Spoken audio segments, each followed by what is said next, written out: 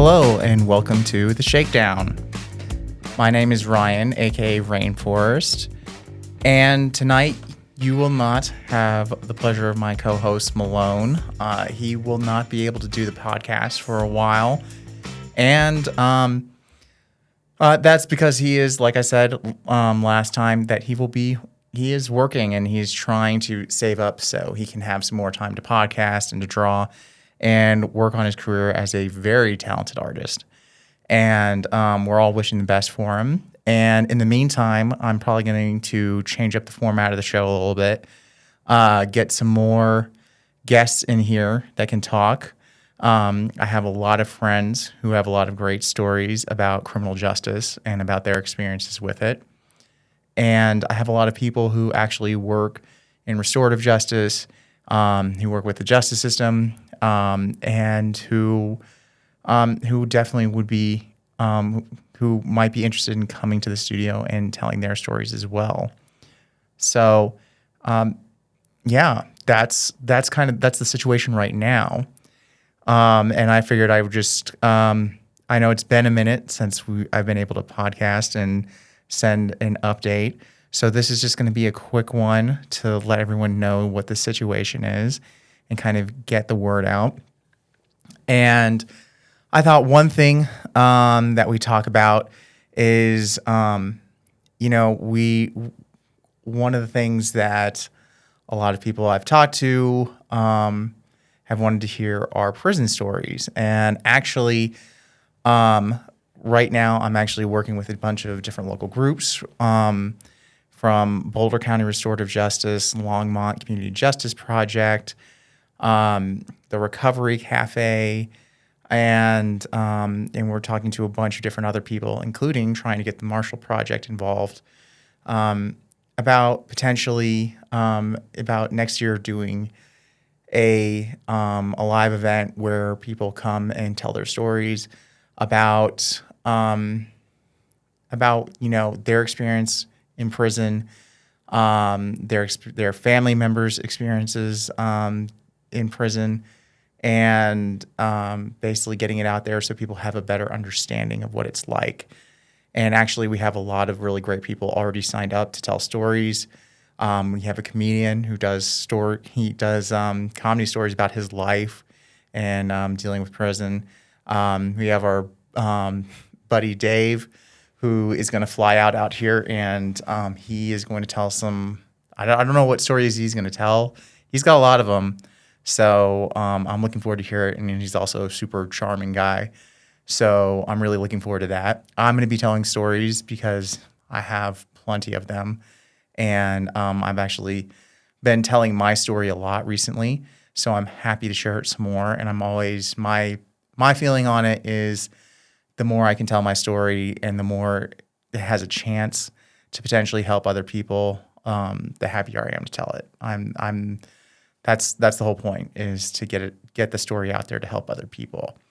And I know a lot of other people who and I've actually just recently met a whole lot of other people who have really powerful stories, and I think could do a lot of good getting it out there. And there's a lot of people I have also met recently that are still going through it.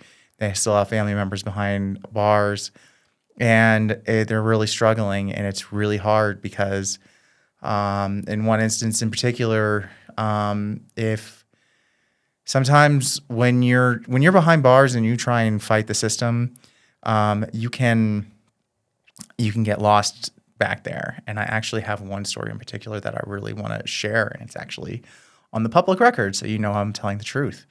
And we actually have another person who is signed up to tell stories, who has actually had her story published multiple times, it sounds like. And I'm really excited to have her. And should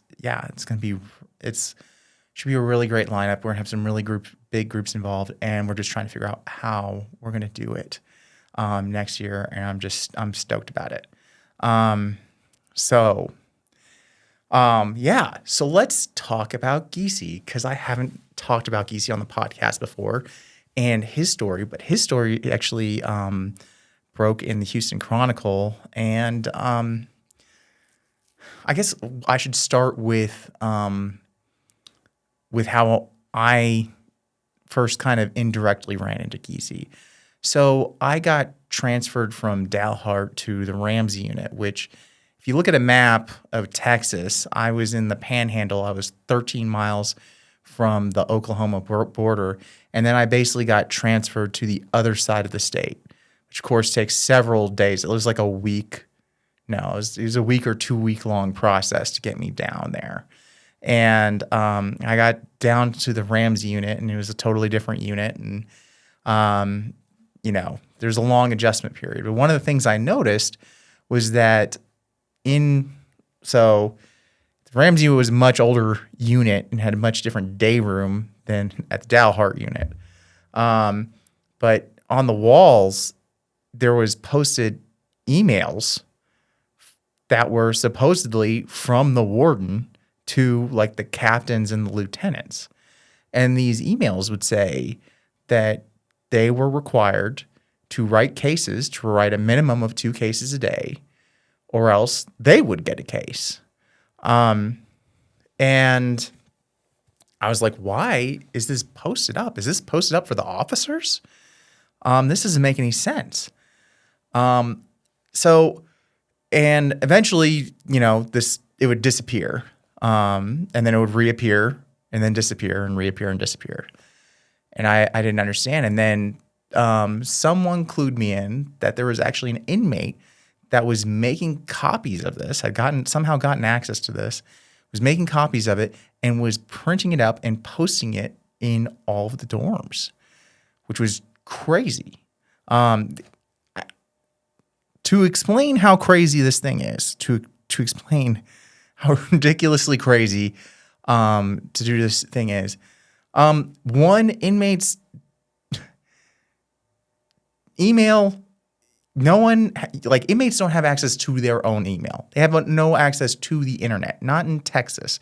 All right. Federal inmates get access to email and blah, blah, blah. All right. In Texas, you don't get access to the internet, period, bar none. Okay. You might, I was a clerk, so I had access to a computer and I could potentially make copies, which I did. I was a writer, so that was one of the perks of my clerk jobs, was that I could type up what I wrote and print out copies of it. And it was a very nice perk for a writer.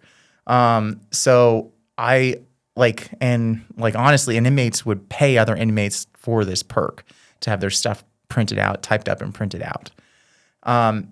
So that's a big deal. It's a huge deal to have that set up. So the copies were a huge thing, but the fact that he had access to the warden's email, that was a whole other thing. And to this day, I don't know how he did it. I don't know how he got a copy of that email, unless it was part of some sort of case. And the reason I say that is because inmates did have access to a law library. Now, this law library, you imagine, when I thought of law library, you think of this, giant library full of legal textbooks, and it's wall to wall, it's all the laws you need to know, and you could study up and you would become the best, you could pass the bar exam and all that kind of stuff. But that is not what the law library is. It will be wall to wall with books. But if you look at the books that each inmate, that the inmates can go and grab off the shelf, those books will actually have written out on it, outdated or deprecated. That's the word that it would be used, deprecated, because it was an old textbook. It was one, each year the laws change. So you have to have the current year's text. If you don't have the current year's text, then you're basically guessing at the laws, and it could be that something overruled whatever law you're looking at. So there'd be walls of all these deprecated law texts, and you couldn't have access to, you didn't have access to the actual ones you needed to see what the current laws were. If you wanted access to the current laws, you'd have to petition for it, and you'd have to go up to the clerk and say, I want section blah, blah, blah of this text. And like, if you didn't know how do you know what section you need? Like, I'm asking you right now as a podcast listener, how do you know? You don't. All right. You don't have a law degree. You've never looked at this book. When I was studying victim advocacy, I had to go through and like figure out what laws Texas actually had on the books. And so they said, go to your law library. Went to the law library. And that's where I learned about all this, is like going through and looking through all the different law books. I had to guess. And the clerks, who most of them don't know anything about the books, they basically just recommended me books off of what they saw other people get. And that kind of started leading me down the right paths. And then I could start asking for, I need section this of this and this and this, once I started seeing what the books were and what was in each book. But I mean, that class took me months. Like, that was months of like, you only get access to the law library an hour at a time. Occasionally you get overtime, but like, it's an hour at a time each day. And that's if you're lucky. Sometimes you don't get that hour. And sometimes that hour is at 2:00 in the morning.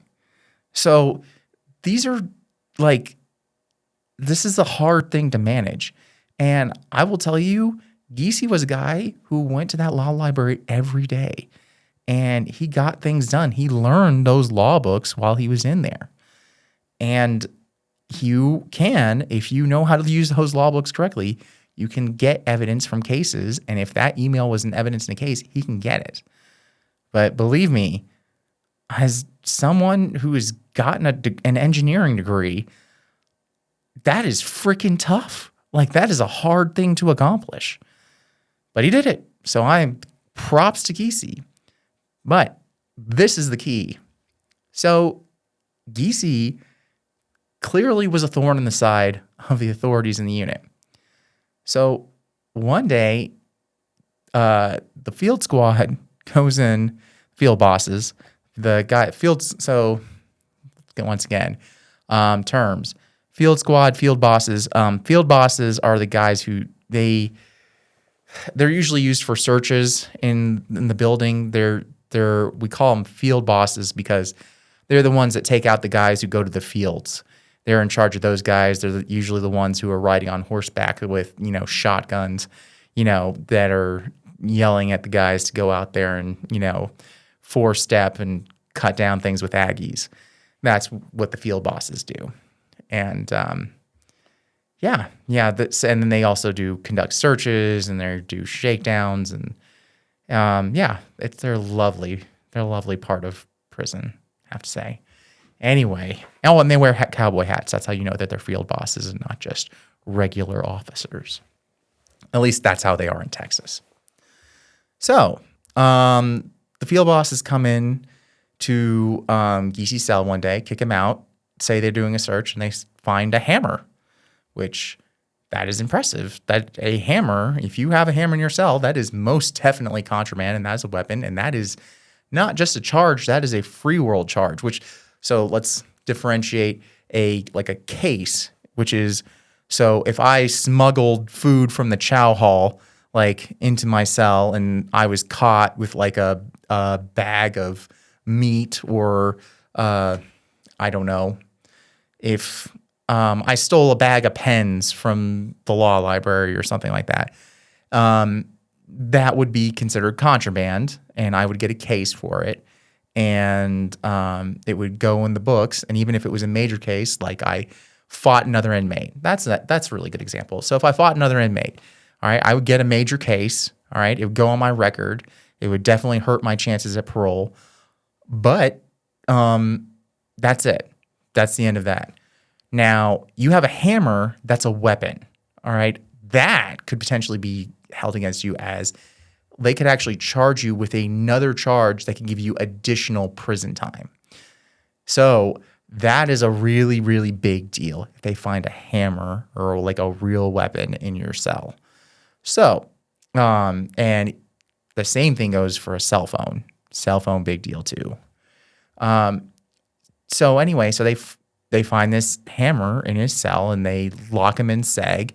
And he writes his family and he says, this is what's going on. You need to find out what's going on because I'm not, like, I didn't do it. I don't have a hammer in my cell. That would be crazy. That would, like, he's basically like, that would be suicide to have a hammer in my cell because he knows that these guys are coming after him, like that the authorities are gunning for him. And that would just give them everything they need to lock him up. So his family petitions for the footage of them searching his cell. And lo and behold, they see there's footage of the field boss walking into the cell with the hammer and then finding it in the cell. So, so they got in a whole bunch of trouble. A whole bunch of people the field boss got fired. Everyone else got disciplined for that incident. And Giese got transferred to another unit. And sometime shortly after, I actually got transferred to another unit because I actually got transferred to the Jewish program over at Stringfellow. So I got over and when you first get moved to Stringfellow, in general, you get moved. I don't know if it's an in general rule, but I definitely got moved to like the worst wing on the unit, like absolute bottom, like it was the worst place to be. They gave me an awesome job, but they gave me, which is usually if you have a really good job, they put you in a better location. Like they put you in a good location so you can get to work. But I couldn't get to work because I was in such a crap unit or crap wing. And the wing I was in was like, it's really hard. It's hard to explain, but I'll put it this way. The wing I was in had a ton of privacy because it actually had cells. All right. So the only person who was in there with you was your cellmate, but he that's assuming you had one. There's lots of people who didn't end up with cellies. But like the really nice, what I call the nice areas and the ones that were good for workers, they had cubicles. So you didn't have a cell, but like everyone was piled on top of each other. So there was zero privacy, but you could leave your bunk anytime you wanted and go back to your bunk anytime you wanted. But when you're in a cell, you have to wait for the officers to unlock the doors and then lock the doors back up. And you can't go to your cell anytime you want. You have to wait until the doors are unlocked and locked, which hours of my life, probably days and weeks of my life have been wasted on waiting for in and outs. And like the impatience that people have for traffic lights and traffic jams, nothing compared to waiting for an in and out. Like you can just be coming in. It's just imagine you get home from work and then you have to wait for someone else to get home to open the door for you. Like and they might take an hour to get there. Maybe more sometimes. Like that level of irritation, really, it's crazy. But anyway, so I'm there in this really awful dorm, and people tell me I need, like, oh, you're from Ramsey unit? You really need to meet this guy. He's from your same unit. I'm like, I don't really know anyone from the unit. And then I start talking to this dude one day, and it turns out to be Giese. And once he tells me his stories, I'm like, I know exactly who you are. I've heard all about you. I heard about your Houston Chronicle article. I heard about all of that. And Giese explained to me how everything worked, how like his family really looked out for him, and how he was, how basically how he set up, and basically how he's not expecting to leave that wing because he knows that they're going to treat him like garbage, because he will fight the system and he will write cases on them day and night. And that's the other thing. It's like the inmate's only recourse when dealing with officers is to write cases against them. I've written many cases and I've been punished for it. Giesi's writing it. Giesi spent his life writing cases, and and he got punished for it. Like he was used to living in the worst cells, in the worst conditions, getting searched all the time because he fought back. He constantly fought back. And Giesi's not a worst case scenario. He's actually a best case scenario because his family looked out for him. He knew how to look out for himself. He knew how to research the laws. So he was actually really good. But that is a rare find. Lots of guys don't know what they're doing, and they just get themselves in trouble. It is, like I said, navigating the law library is incredibly difficult. Incredibly difficult. So, yeah, I would definitely recommend, that, like, it's not any recommendations. It's just like, you got to understand it.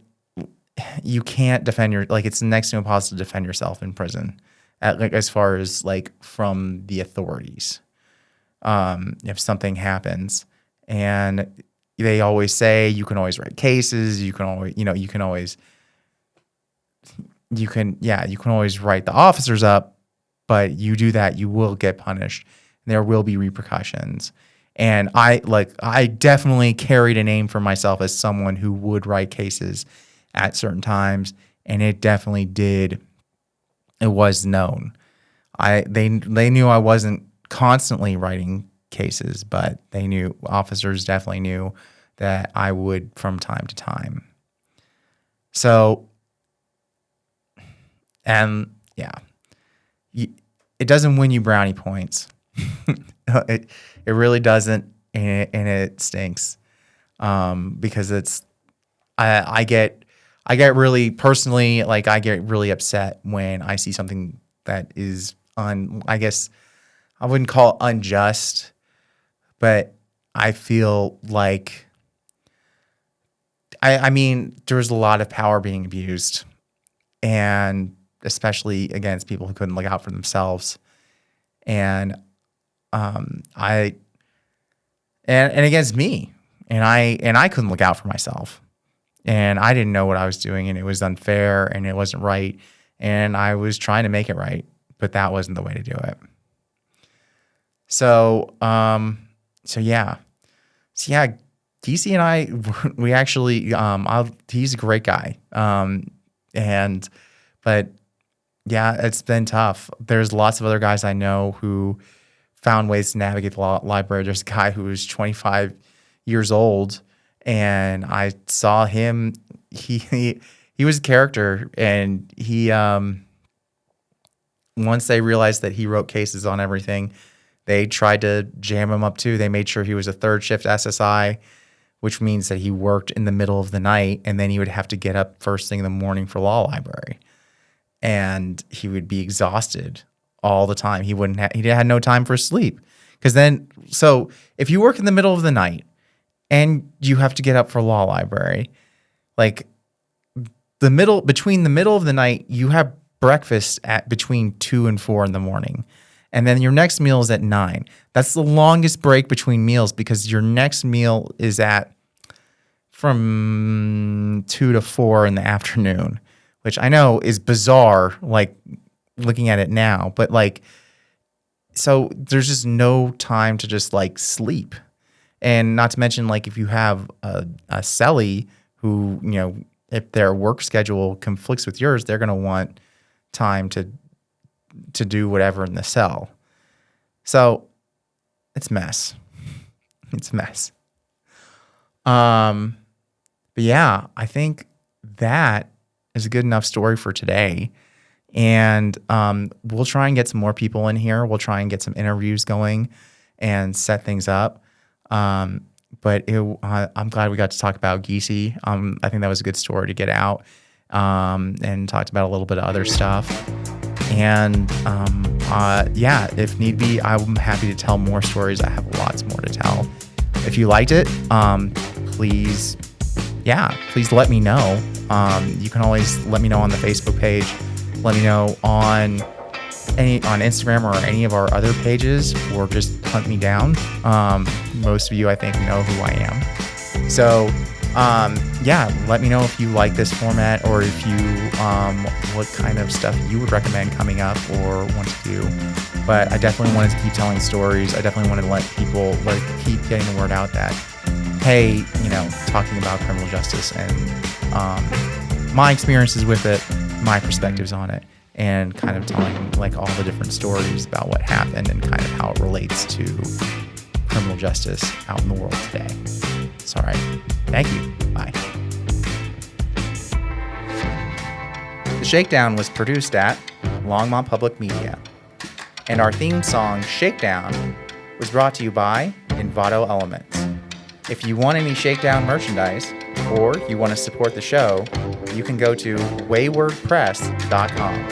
That's WAYWORD press.com.